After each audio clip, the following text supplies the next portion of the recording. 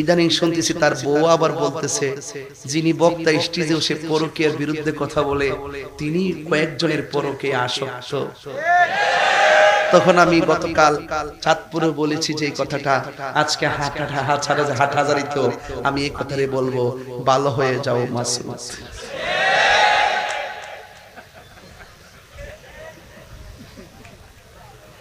আরে কথা বল না, ঠিক কিনা বলেন? তাহলে মিষ্টি কথার ফান্দে পড়া যাবে না। কথা কোন ঠিক কিনা? যারা ওলি আল্লাহর প্রেমিক, যারা রাসূলুল্লাহর প্রেমিক, এদের পেছনে আপনাকে থাকতে হবে। রাজি আছেন নাই বলে? রহমানকে পেতে গেলে ওয়াসিলা লাগবে। ওয়াসিলা কি লাগবে? ওয়াসিলা লাগবে। ওয়াসিলা ছাড়া কাজ হবে না। ওয়াসিলা লাগবে। মানুষকে বানাইছে ইবাদতের জন্য। এবার ইবাদতের মধ্যে সর্বোত্তম ইবাদত হলো নামাজ। যদি বলেন কি? আপনারা তো নামাজে যাওয়ার আগে তাড়াতাড়ি করে ওযু করে, এই দিক দিয়ে পানি ঢোকে না, থুতার নিচে পানি ঢোকে না, কানের লতিতে পানি ঢোকে না, দাড়ির গোড়া ভালো করে ভিজে না, এই দিক দিয়ে কাপড় তুলে উদ্দুরা স্টাইল, এটা আর তুলে না, না তুলে এতটুকু শেষ, ওযু শেষ। নামাজের চাবি কি? কথা বলেন। নামাজের চাবি কি? ওযুর চাবি কি? নামাজ বলে পবিত্রতা। বেটা লাইন ছাড়া ওয়াজ লাইন বুঝে না। আমি কি লাইন ছাড়া ওয়াজ করতেছি? 10টায় আইলে না বুঝতেন কি ওয়াজ করি। রাতে 12টার পরে যে মাইক তো পারি, 11টার করা 1:30টা বাজতেছে, 1:30টার সময় যে ওয়াজ শুনতেছেন করতেছি, এটা তো একমাত্র প্রেমের কারণ, মহব্বতের কারণে। কথা কোন ঠিক কিনা? নাইলে আবার 1:30টার সময় এত লোক বসে থাকবো, রাজনীতি যারা করে হের কন্যা 1:30টার সময় এত লোক না সমাবেশ করছো। কও বাবা 2000 দিছিলাম, আরো 4000 দিব, কি আসবে নাকি? এখন আপনারা আসছেন কেন? নবীর প্রেমে। কুমকুম ইয়া হাবিবি কামতানাম আশ-শামসু ওয়াল কমারু লা ইয়ানাম। উঠো উঠো বন্ধু, আর কত ঘুমাবে? চন্দ্র সূর্য ঘুমায় না, তুমি তো চাঁদের চেয়েও দামি। ঠিক কিনা বলেন? তাইলে আমি বলছিলাম ওযু করে কি তাড়াহুড়া করা যাবে? বলেন নামাজের চাবি কি? এগুলো সুরে বলবেন। নামাজের চাবি কি? ওযুর চাবি কি? এখন বেহেশতের চাবি কি? নামাজ। বেহেশতের চাবি কি? বাহ, চমৎকার। তাইলে ওযু করার সময় আপনি তাড়াহুড়া করা যাবে? আপনাকে চ্যাট করতেছে, আরে বেটা যেই টাইমে তুমি মালিকের সঙ্গে চ্যাটিং করবা নামাজের মাধ্যমে, আর ওই টাইমে তুমি ওই যে সেলিব্রিটির মতন পরকীয়া আসক্ত হয়ে গেছো।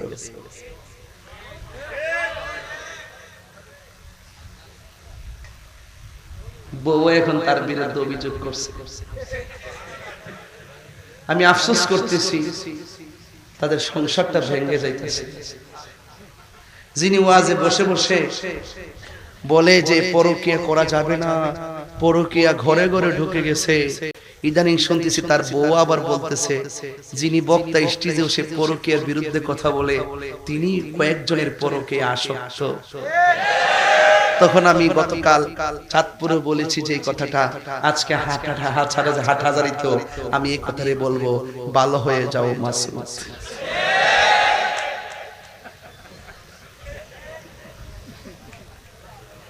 আরে কথা কোন না, ঠিক কিনা বলেন? তাহলে মিষ্টি কথার ফান্দে পড়া যাবে না। কথা কোন ঠিক কিনা? যারা ওলি আল্লাহর প্রেমিক, যারা রাসূলুল্লাহর প্রেমিক, এদের পেছনে আপনাকে থাকতে হবে। রাজি আছেন নাই বলে? রহমানকে পেতে গেলে ওয়াসিলা লাগবে। ওয়াসিলা কি লাগবে? ওয়াসিলা লাগবে। ওয়াসিলা ছাড়া কাজ হবে না। ওয়াসিলা লাগবে। মানুষকে বানাইছে ইবাদতের জন্য। এবার ইবাদতের মধ্যে সর্বোত্তম ইবাদত হলো নামাজ। যদি বলেন কি? আপনারা তো নামাজে যাওয়ার আগে তাড়াতাড়ি করে ওযু করে, এই দিক দিয়ে পানি ঢোকে না, থুতার নিচে পানি ঢোকে না, কানের লতিতে পানি ঢোকে না, দাড়ির গোড়া ভালো করে ভিজে না, এই দিক দিয়ে কাপড় তুলে উদ্দুরা স্টাইল, এটা আর তুলে না, না তুলে এতটুকু শেষ, ওযু শেষ। নামাজের চাবি কি? কথা বলেন। নামাজের চাবি কি? ওযুর চাবি কি? নামাজ বলে পবিত্রতা। বেটা লাইন ছাড়া ওয়াজ লাইন বোঝে না। আমি কি লাইন ছাড়া ওয়াজ করতেছি? 10টায় আইলে না বুঝতেন কি ওয়াজ করি। রাতে 12টার পরে যে মাইকটা মারি 11টার করা 1:30টা বাজতেছে। এই 1:30টার সময় যে ওয়াজ শুনতেছেন করতেছি, এটা তো একমাত্র প্রেমের কারণ, মহব্বতের কারণে। কথা কোন ঠিক কিনা? নাইলে আবার 1:30টার সময় এত লোক বসে থাকবো। রাজনীতি যারা করে হের কন্যা 1:30টার সময় এত লোক না সমাবেশ করছো। কও বাবা 2000 দিছিলাম আরো 4000 দিব। কি আসবে নাকি? এখন আপনারা আসছেন কেন? নবীর প্রেমে। কুমকুম ইয়া হাবিবি কামতানাম আশ-শামসু ওয়াল কমারু লা ইয়ানাম। উঠো উঠো বন্ধু, আর কত ঘুমাবে? চন্দ্র সূর্য ঘুমায় না, তুমি তো চাঁদের চেয়েও দামি। ঠিক কিনা বলেন? তাইলে আমি বলছিলাম ওযু করে কি তাড়াহুড়া করা যাবে? বলেন নামাজের চাবি কি? এইগুলো সুরে বলবেন। নামাজের চাবি কি? ওযুর চাবি কি? এখন বেহেশতের চাবি কি? নামাজ। বেহেশতের চাবি কি? বাহ, চমৎকার। তাইলে ওযু করার সময় আপনি তাড়াহুড়া করা যাবে? আপনাকে বুঝতে হবে যে ওযুটা না হলে আমার এত কষ্টের নামাজটা হবে না। আল্লাহ বলছে খলাকাল ইনসান, আর এটা তাফসীরের মধ্যে লেখছে ওয়ামা খলাকতুল জিন্না ওয়াল ইনসা ইল্লা লিয়াবুদুন। আমি নিজে পড়েছি, আসার সময় পড়েছি, আমি মানুষ এবং জিন জাতিকে সৃষ্টি করেছি আমার ইবাদতের জন্য। এখন রহমান কাফেরের জবাব দিয়া মানুষকে কয় যারা আমার প্রেমিক হবে তারা আমার গোলামি করবে, যারা আমার প্রেমিক হবে আমাকে না দেখেই আমি রহমানকে মানবে। কথা বলেন আল্লাযীনা ইউমিনুনা বিল গায়বি ওয়া ইয়ুকিমুনাস সালাহ। ঠিক কি না বলে? যারা সত্যিকার ঈমানদার তারা গায়েবের উপরে বিশ্বাস স্থাপন করবে। আমরা আল্লাহকে দেখি নাই, জান্নাত দেখি নাই, জাহান্নাম দেখি নাই, হাউজে কাউসার দেখি নাই, পুলসিরাত দেখি নাই। এগুলা শুনলাম কোথায় থেকে? আমার নবীর কাছ থেকে। নবী হলো আল্লাহ দেখার আয়না, নবী হলো আল্লাহ সাক্ষী। কথা বলেন ঠিক কিনা? তাইলে এই জন্য ওযু কি পাগলামি করা যাবে? তাইলে সুন্দর করে তারতিবের সাথে ওযু দরকার আছে না নাই? এখন আসেন দেখি রাসূল বলেন যারা ওযু করতে গিয়ে বিসমিল্লাহ পড়বে, যতক্ষণ সে ওযু করবে ততক্ষণ ফেরেশতারা তার জন্য আল্লাহর কাছে গুনাহ মাফ চাইতে। কি পড়তে হবে? বলেন কি পড়তে হবে? বিসমিল্লাহির রহমানির রহিম। বাস।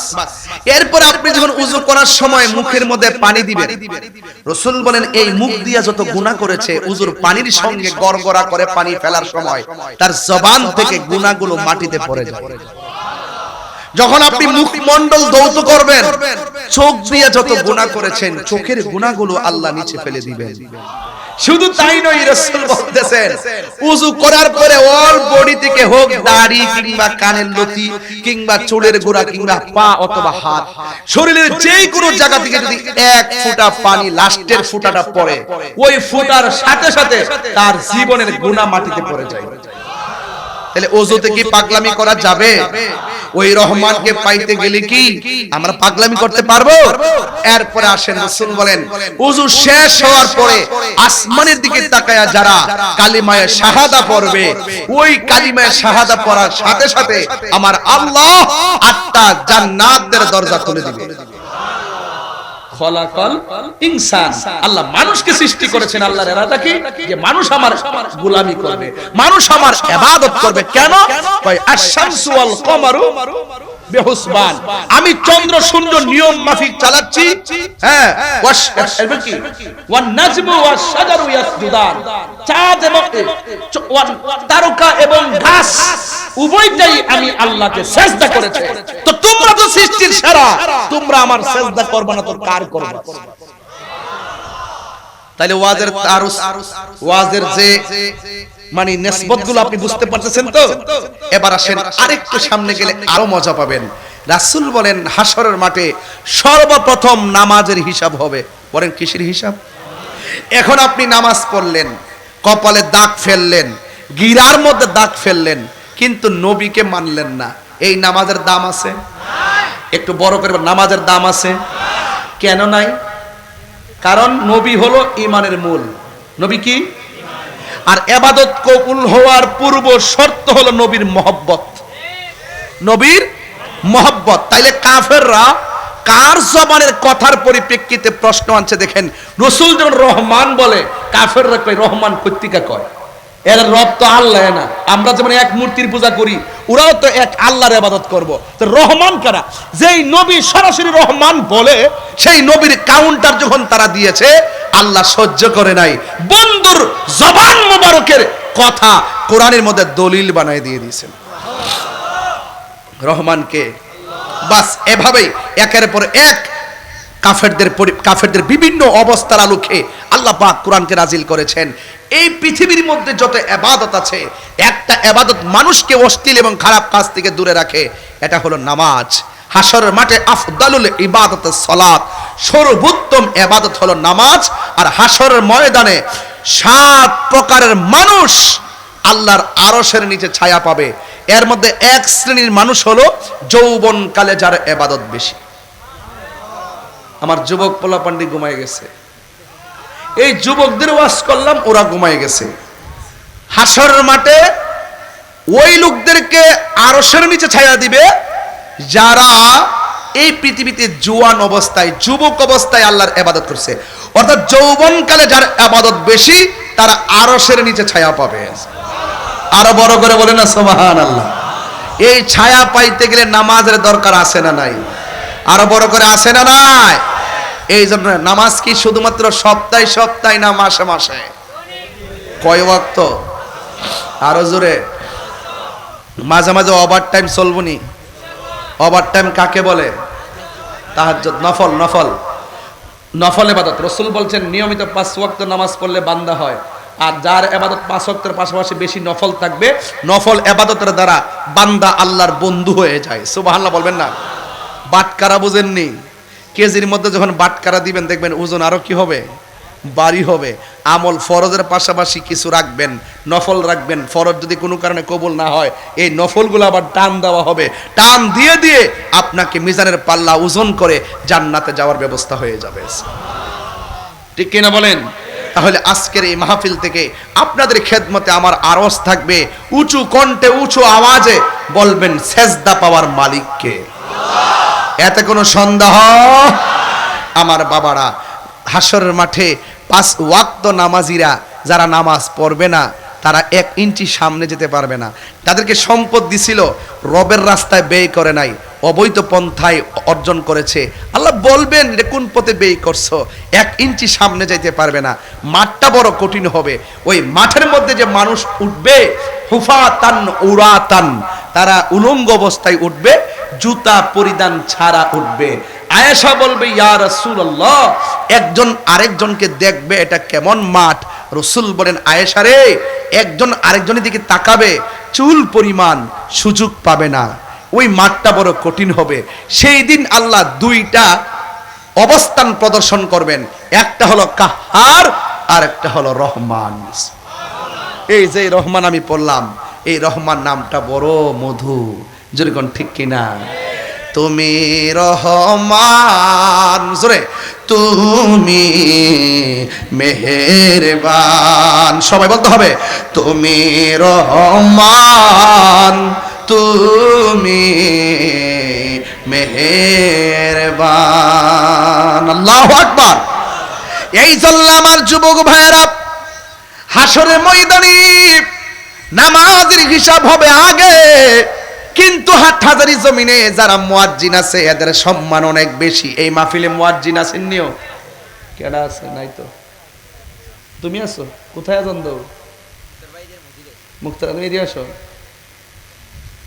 এই মুয়াজ্জিনদেরকে মসজিদের মধ্যে কিছু কিছু লোক ধমক মারে, দেয় না? দেয়। বেতন দেয় কত? তোমার কত দেয়? স্বইচ্ছায়। স্বইচ্ছাই দেয়, বেতনটা তো নাই। অথচ দেখবেন, খবর নিয়ে দেখবেন, যেই লোকটি তার ধমক মারে সবই সুদখোর।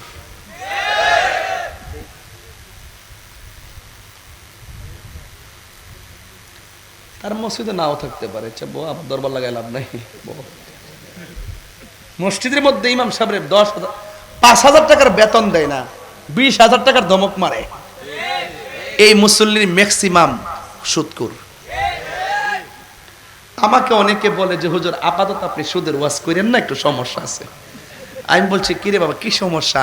বুঝেন না একটু সমস্যা আছে। ঘর ঠিক আছে, সমস্যা আছে। ঠিক আছে, তুমি তো বেডি, তুমি বিয়া করছো না, তুমি বিয়া বইছো, বেড়া না।